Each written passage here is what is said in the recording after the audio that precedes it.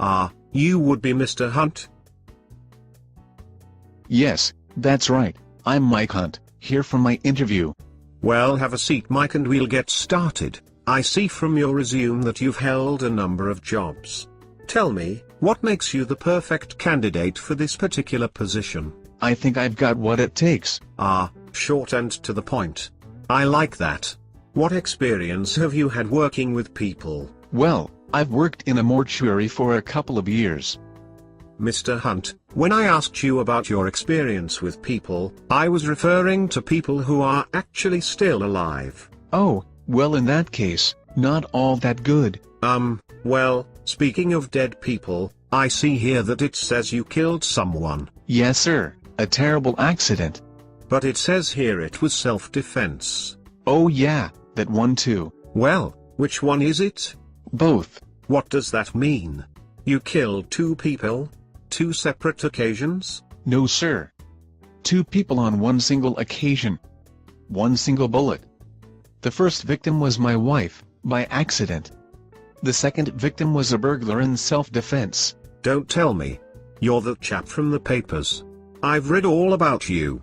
You're like a celebrity around here. Sir, I really don't like to talk about it. Finally, a chance to hear what really happened, straight from the horse's mouth, so to speak. Well, as I said, I don't like talking about it, but if this may help me get the job, I'll give it to you firsthand. Oh, jolly good. Well, you see, my wife and I had an argument that day. When I got to work, I couldn't focus on the tasks at hand. I had to go back home to resolve the issue, put it behind us. And I arrived just in the nick of time too, I might add. Unbeknownst to me, a burglar was already in the house when I got there. I found my wife lying on the bed, so I asked her metaphorically to come out of the closet and talk about her problems. As soon as I said that, a burglar came out of the real closet. He probably thought I knew he was there and was talking to him. Didn't the fact that he was naked strike you as odd? Well, no, not really. I mean, he's a burglar, nobody said he had to be dressed. I see.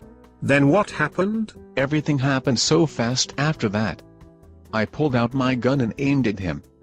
He was holding something like a large knife.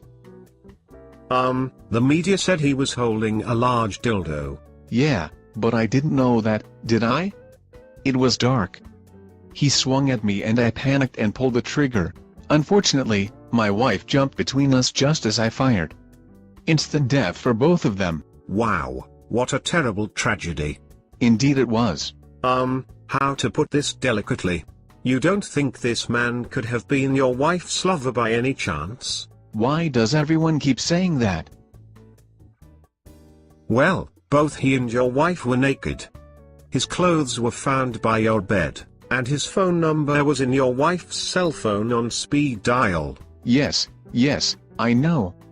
There's a lot that can't be explained, but I chalk this up to pure coincidence. I know my wife would never have cheated on me. And to think, I almost got there in time to save her. Fat chance of that. What was that? Oh, nothing, Mr. Hunt. I was just musing that you're a pretty interesting chap. Not by my choice. Relax. I meant it as a good thing. Well, in that case, I'm a very interesting chap. And I believe that concludes our interview, Mr. Hunt. I am pleased to inform you that you're our new restroom attendant.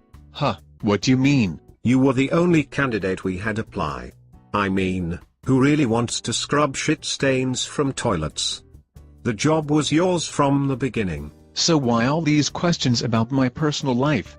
Well, certain procedures must be followed, you know? Bullshit. Hey, what was that? I merely said thank you, sir, for such a wonderful job opportunity.